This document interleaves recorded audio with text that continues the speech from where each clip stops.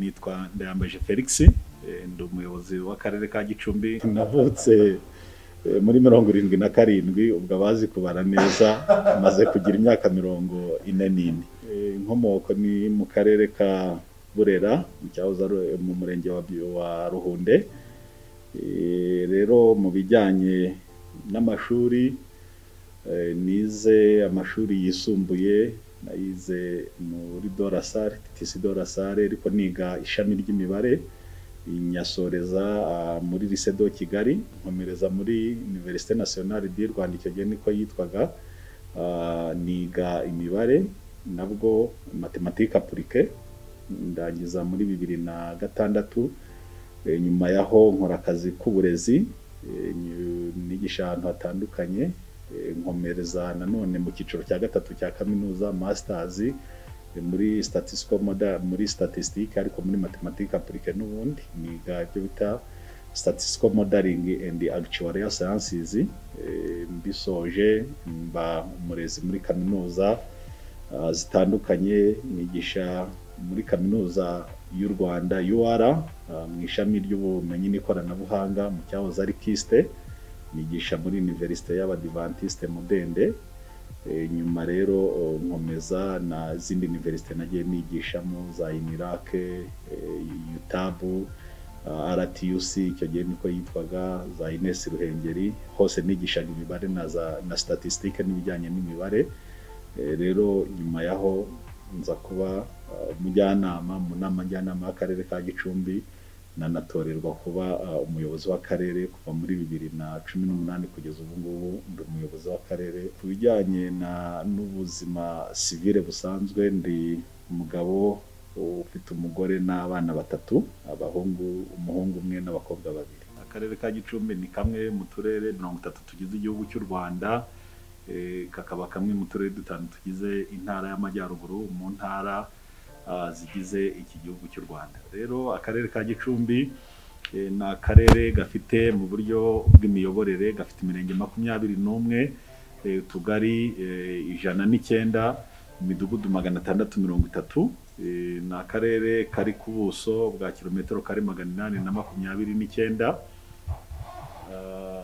Kakaba akarere gafite abaturage 447,122.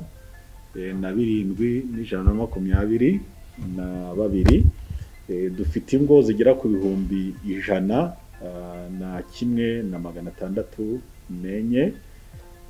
Rero akarere kacu ni akarere gatuwe n'abaturage, imirimo yabo myinshi ni imirimo y'ubuhinzi n'ubworozi, kuko abagera kuri 87% batunzwe n'imirimo y'ubuhinzi n'ubworozi.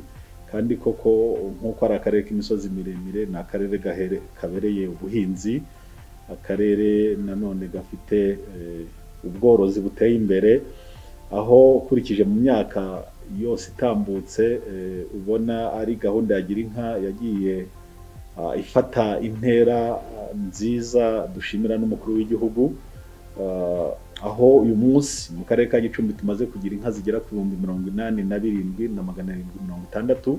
muri zo izigera ku 56,000 ni inka zitanga umukamo, aho uyu munsi tumaze kugera ku mukamo w'amata ugera kuri litiro 101 n'amalitiro 250 ku munsi.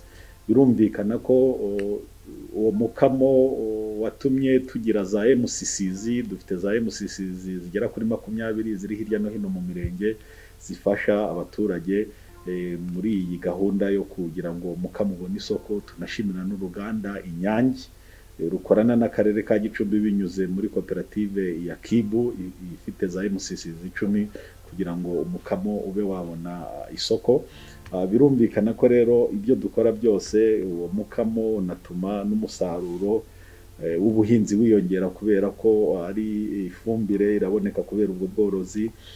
Aho akarere ka Gicumbi nako na akarere k'imisozi miremire abatakazi, byatumye rero kugira ngo tubone umusaruro mwiza w'ubuhinzi dukoresha uburyo bubiri.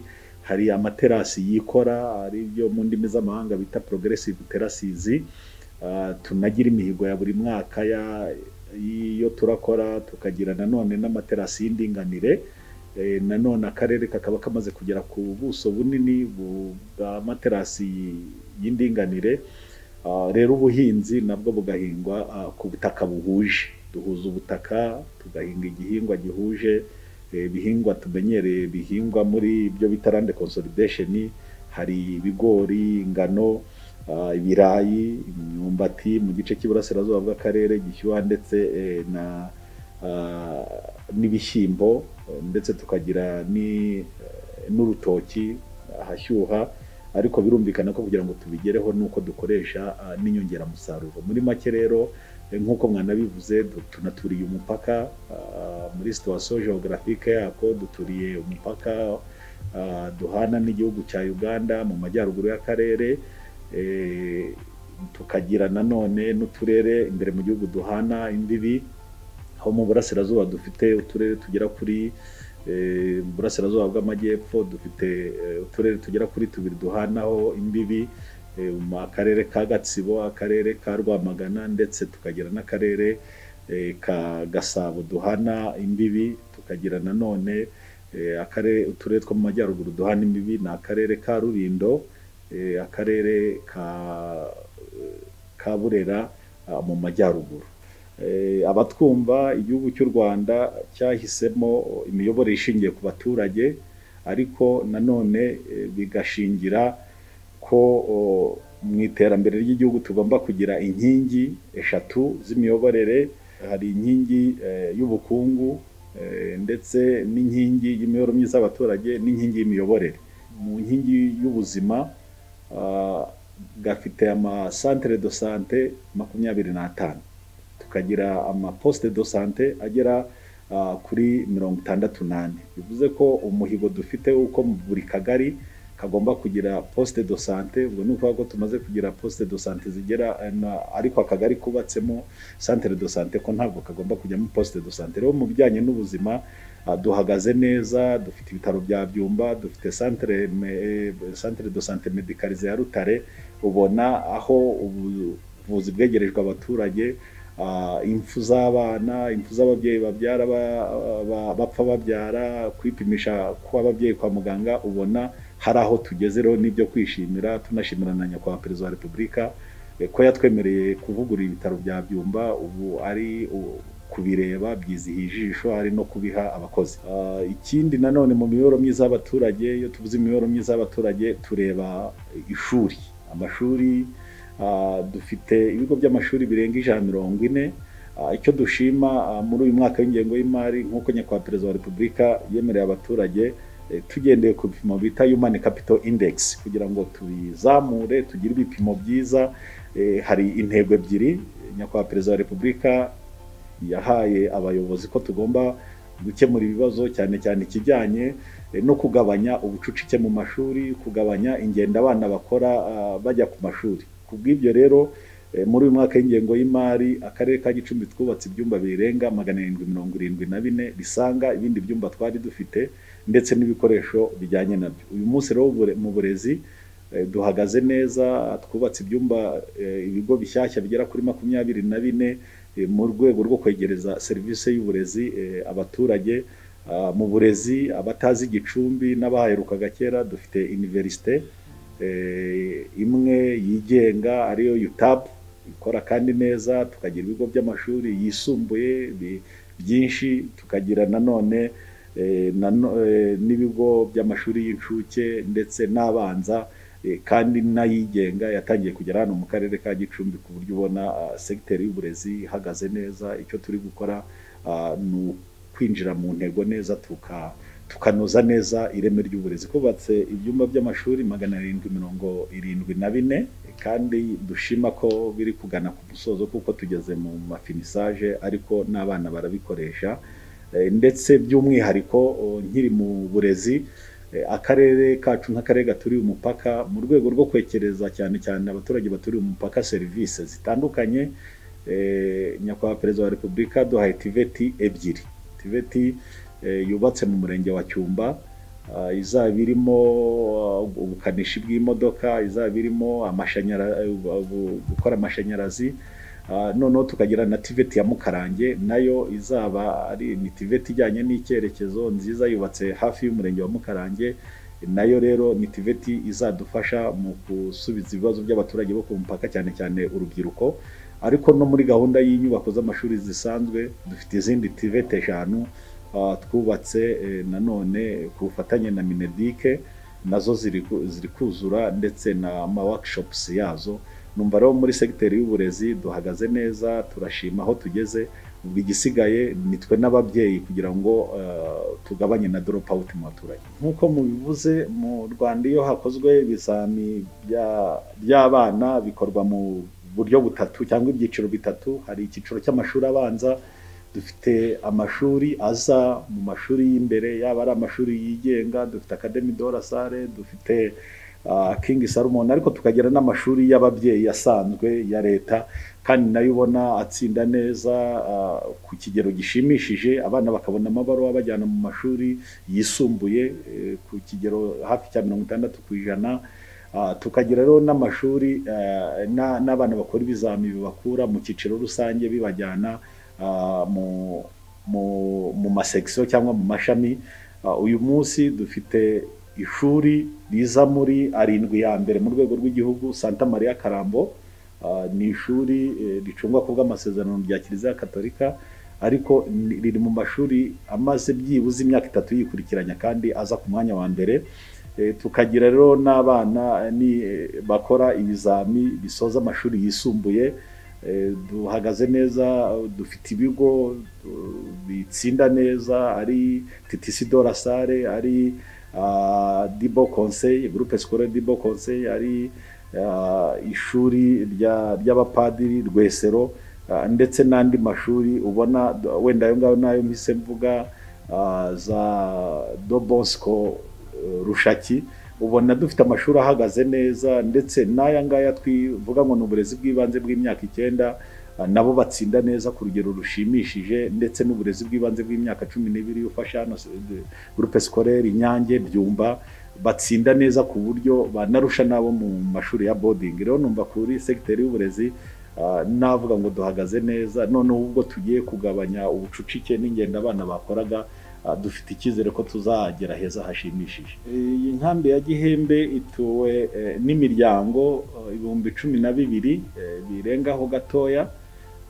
Rero iyi nkambi iri mu murenge wa Kageyo, n'abaturage beza ku buryo n'ibikorwa dukora tugerageza gukorana nabo, kandi no mu myigire. Uyu munsi nta shuri ryo mu nkambi rihari. Tunashimira HCR, hari ishuri rya etage batwujurije ari mu murenge wa Kageyo, ku buryo ubona ibikorwa byabo mu nkambi bihura n'iby'abaturage basanzwe. Ndetse hari n'umushinga dufitanye na Minema uterwa inkunga na banki y'isi witwa Jambere. Uwo mushinga uzadufasha kubaka isoko hafi y'inkambi, udufashe kuvugurura ibigo nderabuzima nk'ikigo nderabuzima cya Ruvune, badufashe kubaka amashuri 2. Hari ishuri rya primaire hariya mu murenge wa Rukomo, ariko hari na TVET bazadufasha kubaka nanone mu murenge wa Giti, mu byo twita refugees inclusive, ku buryo habaho imikoranire hagati y'abaturage n'inkambi. Rero ari inkambi nayo tuyifata nk'umurenge wa 22 kubera ko ibikorwa byinshi tubihuriramo. Ituwe n'imiryango 12,000. Ni umurenge kuko n'imirenge yacu iba ifite hagati y'ibihumbi 25 na 15. Urumva nayo n'undi murenge. Kungu bw'akarere ka Gicumbi nkuko nabivuze ko 87% y'abaturage batuye akarere ka Gicumbi batunzwe n'imirimo y'ubuhinzi n'ubworozi. Kungu bw'akarere bwubakiye ku buhinzi n'ubworozi. Nanone tukagira muri bwa buhinzi n'ubworozi duhinga ibihingwa bihuje nkuko nabivuze ku buso bugari, kandi tukagira n'ikirere mbera byombi gituma wa musaruro uboneka kandi ku bwinshi. Ariko tukanahinga nanone dukoresha inyongera musaruro n'imbuto z'indobanure. Ikindi ni ikijyanye n'ubworozi. Ubworozi navuga ngo ni nk'impuzo y'ubuhinzi, aho ubona ubworozi butuma abaturage babona umusaruro mwinshi, kandi mu buhinzi ntabwo duhinga ibihingwa ngandurarugo gusa, harimo n'ibihingwa ngengabukungu, aho dufite ubuhinzi bw'icyayi buteye imbere, tukagira n'uruganda rw'icyayi rwa Murindi w'Intwari, tukagira n'amakoperative y'abahinzi b'icyayi afite abanyamuryango barenga 8,000 uko ari abiri, hari Kobute na Kotevemu, kandi ukabona bitanga umusaruro. Tukagira n'ubuhinzi bwa kawa, mu gice cy'iburasirazuba bw'akarere, tukagira amakoperative y'ikawa meza, aho iyo urebye nko mu mwaka wa 2019 ikawa ya Mayogi mu murenge wa Muko yabaye ikawa ya kabiri mu rwego rw'isi mu marushanwa yabereye muri Amerika. Rero ubona ubwo buhinzi buteye imbere, ari ubuhinzi bwa kawa. Ikindi nuko nkiri ku buhinzi n'ubworozi, nkuko navuze ko akarere ka Gicumbi ari akarere k'imisozi miremire, byabaye ngombwa ko habaho gukora concept note y'icyogogo cya Muvumba, cyagaragazaga uburyo ni inyigo yakozwe yo kugaragaza uburyo dushobora kubungabunga icyogogo cya Muvumba. Icyo cyogogo rero umushinga warakozwe, ndetse n'ikigega mpuzamahanga gishinzwe imihindagurikire y'ikirere barawemera, tubona inkunga ya miliyoni zigera kuri 32 z'amadolari binyuze muri Fonerwa. Havamo umushinga witwa Gicumbi Green Gicumbi Project. Ni umushinga uri gukora mu mirenge 9, ufasha mu guhangana n'imihindagurikire y'ikirere, utanga akazi ku baturage, ufasha gukora amaterasi, gushaka gutera ibiti bivangwa n'imyaka, ndetse no kubaka amazu ajyanye yihanganira imihindagurikire y'ikirere. Tugira n'ubucukuzi bw'amabuye, yaba amabuye asanzwe, kariyeri zisanzwe, ariko tukagira n'ubucukuzi bw'amabuye y'agaciro, yaba zahabu, mu mirenge itandukanye, ari mu murenge wa Miyove, mu murenge wa Nyamiyaga. Tukagira n'ubucukuzi bwa Wolfram Gasegereti mu mirenge itandukanye, ari Muko, ari na murenge wa Ruvune. Nabyo rero ni ibintu byongera ubukungu bw'akarere. Ariko tukagira n'ubukerarugendo bushingiye ku butwari, ku Murindi w'Intwari, muzi amateka y'Umurindi w'Intwari ko hariho imitekerereze yabohoye igihugu, imitekerereze igihugu cyicaye uyu munsi. Nyakubahwa Perezida wa Repubulika wari umugaba mukuru w'ingabo zahoze ari za FPR Inkotanyi, icyicaro cyari ku Murindi. Murumva ko ni ahantu nyaburanga, ndetse n'ingoro ndangamurage y'amateka yo kubohora igihugu iri kuzura. Tukagira rero n'ubukerarugendo bushingiye ku muco, nubwo tutari twabinoza, ariko dufite imisezero y'abami muri Rutare, bisaba ko hagomba kubakwa, ari n'umuhanda ukahanyura ku buryo haba ari ahantu nyaburanga. Ariko tukagira n'ikiyaga, dufite ikiyaga cya Muhazi, nacyo ubona cyinjiriza abaturage, ari abahatuye, ari n'abahagenda.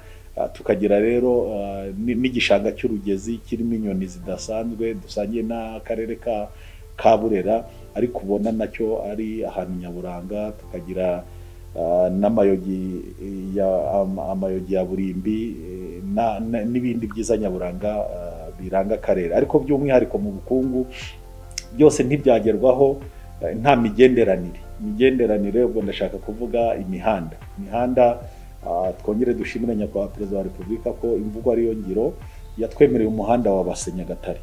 Uyu munsi umuhanda igice cya mbere cyaruzuye 100% wa Rukomo Base waruzuye, ndetse ubu ni ukuvuga ngo umuturage w'akarere ka Gicumbi ugiye Musanze ntabwo akizenguruka i Kigali.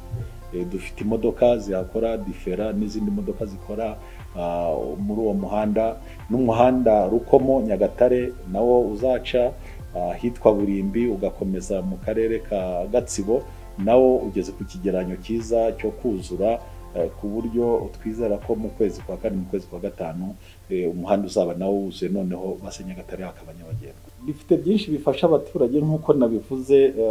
Mpereye wenda ku ruganda rw'icyayi, bafite abakozi barenga 500 bahoraho mu ruganda, ariko noneho bakagira n'abakozi bahoraho basoroma icyayi barenga 2500 hano ku Murindi. noneho tukagira n'ayo makoperative y'abaturage bacu abiri ariko butari na Kotevemu, ku buryo ubona navuga kapitali yabo bari hamwe iragenda ikarenga miliyari. Ubwo ni ukuvuga ko abaturage bafite icyayi bagira icyo binjiza, ari n'umuturage uhakora akagira icyo yinjiza, ndetse n'iterambere rusange. Twumva rero icyayi gifite abaturage umumaro, ariko tugiye nanone mu ikawa, iyo urebye dufite inganda za kawa zitunganya kawa zitandukanye, hari iyo Mayogi Coffee, hari Nova Coffee ikorera mu murenge wa Bukure, naho ubona byibuze ku munsi ngiye nko muri Nova Coffee bafite abakozi barenga 100 bahoraho bari mu gikorwa cya kawa. Mayogi Coffee ugasanga ifite abakozi nka 50 nabo bahoraho bafasha gutunganya kawa. Ubwo ntabwo mvuze umuturage nanone nawe uyiberamo cyangwa uha undi akazi kugira ngo bibe byafasha. Ntabwo Gicumbi ari ukwirwanaho, ahubwo Gicumbi reka nshimira abaturage bayo, bo gahunda yo korora mu biraro barayumvise. Ubu ushaka kugenda imirenge yose ku musozi ukabura inka nini. Noneho icyo gituma abantu bibaza impamvu batabona inka ariko tukagira umukamo mwinshi. Nkuko nabibabwiye dufite inka zigera ku 87,760 izitanga umukamo. Uyu munsi dufite zirenga gatoya 56,000 ku munsi, tukagira umukamo ungana na za litiro 100 n'amaritiro 250 ku munsi. Rero umukamo urahari. Isoko murakoze, isoko ry'amata ryo ryagiye riba ikibazo kubera ko ari gahunda ya gira inka nyakubahwa Perezida wa Repubulika yemerera abaturage irakorwa mu karere. Noneho twateye n'intambwe, ubu dutanga inka zihaka ku muturage, bituma rero umukamo wiyongera. Iyo wenda ufashe nka statistique z'ibijyanye n'umukamo w'amata mu karere ka Gicumbi, ubona byibuze buri mwaka twiyongeraho amaritiro arenze 10,000 ku mukamo. Bivuze rero uko bigendana, uko umukamo wiyongera ugendana n'umubare w'inka mu baturage. Ariko ikisoko nkuko mubizi, igihe nyakubahwa Perezida wa Repubulika yanagezaga ijambo ku baturage uko igihugu gihagaze muri uku kwezi gushize kwa 12, abaturage b'akarere ka Gicumbi inyemezamihigo igihe bamukurikiraga nabo bakamugezaho ibyifuzo byabo, muzi ko bamugejejeho icyifuzo cy'uruganda rw'amata. Isoko rero ry'umukamo w'amata ntabwo rihagaze neza kubera ko tugira umukamo mwinshi. Twese tukareba ku Nyange, ari akarere kacu, ari akarere ka Nyagatare, isoko ni rimwe, ni Nyange. Rero bituma uwo mukamo n'uburyo abaturage bakagombye kuba bafite inka ngo zitanga umukamo mwinshi tutabigeraho. Ariko icyo nari nkomojeho kuri uwo munsi igihe nyakubahwa Perezida wa Repubulika yaganirizaga abaturage bereka uko igihugu gihagaze, bamusabye, abanyagicumbi bamusabye uruganda. Ariko ikiza cy'abanyagicumbi koko bahora imbere mu ngamba, ntabwo basabiye ku busa. Barizigama buriya, buri mworozi yizigama kuri buri litiro yizigama igiceri cy'icumi, aho bamaze kwizigama amafaranga akaba miliyoni 400. Ari naho bahereye basaba nyakubahwa Perezida wa Repubulika ko bibabera umusingi wo kugira ngo abe yaduha uruganda rwo kugira ngo ruzajye rutunganya umukamo none isoko ribe rinini, kandi yarabitwemereye. Minisiteri y'Ubuhinzi n'Ibidukikije, Minisiteri y'Ubuhinzi n'Ubworozi irabikora. Nibyo koko kubera ko amateka ya Jenoside yakorewe Abatutsi ni amateka ashaririye, ariko tugomba gusangira nk'Abanyarwanda kandi tukayumva kimwe. Rero kubera ko Jenoside yakozwe mu bice bitandukanye, twagiye tugira inzibutso zitandukanye. Tugira urwibutso rwa Mutete, tugira urwibutso rwa Rutare, ndetse hari n'izindi nzibutso. Dufite urwibutso rwa Gashirira muri Ruvune, tukagira n'ahandi, tukagira urwibutso rw'abazize kuba ibyitso hano mu murenge wa Byumba, tukagira n'urwibutso. Dufite inzibutso nyinshi, ariko nkuko mwarimu bivuze muri gahunda CNLG yatekereje ko tugomba kugira urwibutso rw'akarere. Rero ntabwo navuga ngo ururimo bake bazize Jenoside yakorewe Abatutsi cyangwa ururimo benshi nirwo ruzagenderwaho. Ni ukuganira n'imiryango y'abarokotse Jenoside yakorewe Abatutsi kugira ngo tuganire mu guhitamo. Nicyo tugamije mu guhitamo urwibutso ruzitwa ko ari urwibutso rw'akarere. Duhitemo nanone bidakomeretsa imitima y'abarokotse Jenoside, ariko bisubiza nanone icyifuzo cya CNLG. Rero uyu munsi ntabwo navuga ngo tuzafata urunguru cyangwa urundi, irahari, ariko noneho twe tukagira n'umwihariko kuko hari abazize jenoside yakorewe abatutsi, ariko noneho harimo n'abishwe bazira ibyitso, ari narwo rwibutso duhuriyeho nabo mu karere ka Gatsibo, ndetse no mu gihe cyo kwibuka baza hano, cyane cyane abishwe abazanywe bazira ku ibyitso bo muri komine cyahoze ari komine Murambi, benshi bicirwa no hari gereza ya Byumba hafi y'ikigo cya gisirikare, naho hari n'urwibutso. Urumva rero birasaba kuganira n'abarokotse jenoside, urumva urwo n'umwihariko w'abantu cyane cyane ba Murambi, ariko n'abandi bazize ku ibyitso bo mu duce dutandukanye, tukagira ubwo n'urwibutso ruzaba ari urw'akarere. Rero birasaba kubiganira n'impande zombi, ari Farije tukabiganira, ari na CNLG tukaganira, ariko noneho hakavamo ikintu navuga cy'igihimba rusange twese twemeranya, ariko kiri muri gahunda za leta. Barahari abarokotse jenoside batari bafite inzu zo kubamo, akarere mu bushobozi bukeya tugenda twubaka buri mwaka byibuze, tugira ahantu hatandukanye, harimo n'abubakiwe jenoside ikirangira, ariko kubera ko byari mu buryo bw'ubutabazi ugasanga amazu uyu munsi yarashaje. Ubwo rero icyo twabanje gukora ni ukurwana no kugira ngo byibuze buri wese agire aho kuba. None ubu intambwe yindi turi gutanga ngo ariko nubwo afite aho kuba ntabwo hajyanye n'igihe, noneho tukagenda twubaka. Ubu twubaka amazu twita 2 in 1, inzu nini ariko igaturwamo n'imiryango ibiri, buri wese akagira uruhande rwe. Naho ngaho kandi tukayubaka noneho mu buryo bujyanye n'igihe. Naho ngaho tugeze, hari izo twujuje mu murenge wa Rwamiko zinatuwemo, hari izo turi kubaka muri uyu mwaka w'ingengo y'imari mu murenge wa Mutete, niho tugeze twubaka, ndetse na mu murenge wa Ruvune hari aho twubatse. Tugenda twubaka tugendaniye n'ubushobozi buhari, ariko tugendaniye nanone n'abababaye kurenza abandi, ariko binyuze mu buryo bw'ibiganiro. Mpereye wenda ku bikorwa remezo, nibyo iyo biza habaho gusenya byari bisanzweho, ariko hakabaho no kubaka ibishya bijyanye n'igihe. Wenda mpereye nko ku muhanda, uyu muhanda wa Base Rukomo ndetse n'uwa Nyagatare kuko watangiye, twagiye tubanze dushimire RTDA yagiye yishyura abaturage ku gihe. Ni ukuvuga ngo uyu munsi abaturage bujuje ibisabwa, bafite ibyangombwa, barishyuwe, ariko hagenda hagaragaramo nanone iyo umuhanda wubatswe, n'iyo umuntu yaba atawuturiye ashobora gutura hepfo, bakora ruhurura ikagenda ikamugiraho ingaruka, aho bashyize itaka bamena itaka, ugasanga wenda ryataka riramanutse rihungabanyije umutungo w'umuturage. Icyo rero dushima ni uko mu minsi yashize, mu kwezi gushize, nyakubahwa minisitiri w'ibikorwa remezo yasuye umuhanda guhera hano Nyagatare, araza agera kuri Base areba ibibazo biri mu muhanda.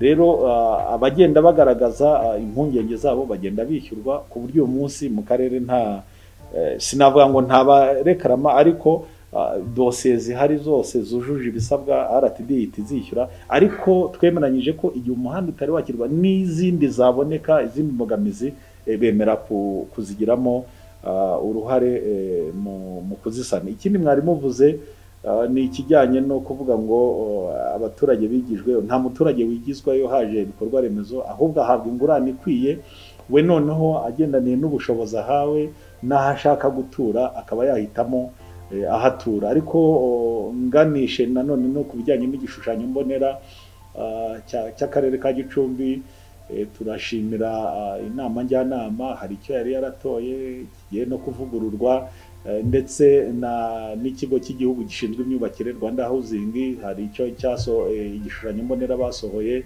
cy'imijyi, ndetse n'ibyitwa imijyi y'uturere n'imijyi yunganira imijyi y'uturere. Ubu uyu munsi mu karere ka Gicumbi centre ya Gaseke izaba ari umujyi, centre yunganira umujyi wa Gicumbi, ndetse na centre ya Rutare nayo izaba ari centre yunganira umujyi wa Gicumbi. Ntekereza ko rero hamwe n'iyi mihanda turi kubona n'icyo cyerekezo cy'igishushanyo mbonera cya 2020-2050 bizatuma abaturage begerezwa ibikorwa remezo, begera udusantere cyangwa imijyi cyane, ariko nanone ibikorwa remezo leta ikataje iha abaturage, nabyo bituma abaturage batura neza. Harimo ibi byo kubegereza amazi n'amashanyarazi, kandi tugomba kuba twashoje muri 2024, nabyo bituma abaturage begera no gutuza abaturage ku midugudu no muri za IDP model village, iyi midugudu y'icyitegererezo, nabyo bituma abaturage bazagenda habaho no gukora udusantere tutari dusanzweho kubera ayo majyambere ari kubegera. Burya ntabwo umugabo yanyagiranwa n'abandi ngo avuge ngo nye natose kurenza abandi, ariko icyo navuga ntabwo ari umwanya natwe twishimiye, nubwo ari natwe twaserukiye intara y'Amajyaruguru, yibuze nitwe twaje imbere. Ubwo rero twagize umwanya ari mu rwego rw'intara kwisesengura, ari no mu rwego rw'akarere, twagize umwanya wo kwisesengura kugira ngo turebe aho twaguye, niba se kuko buri imihigo navuga ibiri mu buryo navuga butatu. Hari imihigo isaba ubukangurambaga, cyane cyane nk'imihigo kuboneza urubyaro, imihigo y'imigoroba yo gukora umugoroba w'ababyeyi, umuhigo wo gukingira hepatite n'ibiki. Ariko hakaba hari n'indi mihigo isaba nanone uburyo ndi kuvuga uburyo bw'amafaranga kugira ngo ibe yashyirwa mu bikorwa. Nanone hakaba hari n'imihigo iba isaba ubufatanye n'izindi nzego, umuhigo abantu baba bahuriyeho ari byo bita joint umuhigo. Ibyo byose rero twarisesenguye kugira ngo turebe aho twatsikiye. Hari aho dushaka gutsikira ari ibyacu ku giti cyacu nk'akarere, hari naho twatsikira bitewe na wa muhigo dufatanyije na bigo na za ministeri zitandukanye, ndetse naho twagize intege nke muri mobilisation. Rero nujya kureba urasanga kubera ko yari imihigo yo muri covid, navuga ngo habayeho kudahuza ibihe turimo bya covid n'icyerekezo turimo, cyane cyane ko akarere kacu niko kakurikiye umujyi wa Kigali mu kubonekwamo iki cyorezo kigitangira. Dusa naho duhashyize imbaraga mu kurwana n'icyorezo, ariko dusa naho dutsikiye kutavuga ngo nubwo iki cyorezo gihari reka tukijyanishe n'imihigo dufite. Murakoze cyane. Iyo urebye wenda nko mu mihigo ijyanye n'ubukungu, hari ubwanikiro bw'umusaruro bw'ibigori byakubitanye n'uko twari dufite ubwanikiro bugera kuri 11 twagombaga kubaka, tukaba twarangiye, kandi uje kureba imihigo areba ko kari gukora. Rero aho ngaho twaratsikiye, evaluation yaje tutari twagira aho tugera kubera ko twagumye muri icyo cya covid. Urumva amafaranga twabonye mu kwezi kwa mbere, tugiye tugitangira iby'amasoko n'abarwemezamirimo babonetse mu kwezi kwa gatatu, covid ikigera mu Rwanda hafi mu kwa kane tuba ba mbere babonetsweho na covid nyuma y'umujyi wa Kigali. Noneho dutangira dufite n'inkambi, dutangira kurwana no kubungabunga kugira ngo icyorezo kitagenda, noneho na za lockdown zizamo. Ariko ntabwo ari urwitwazo, twabonye aho twatsikiye, ariko ubu turi maso, turimo turarwana no kudatsikira bwa kabiri. Akarere ka Gicumbi buriya kajya kaza imbere mu bijyanye na mituweli kubera abaturage bakorera mu matsinda.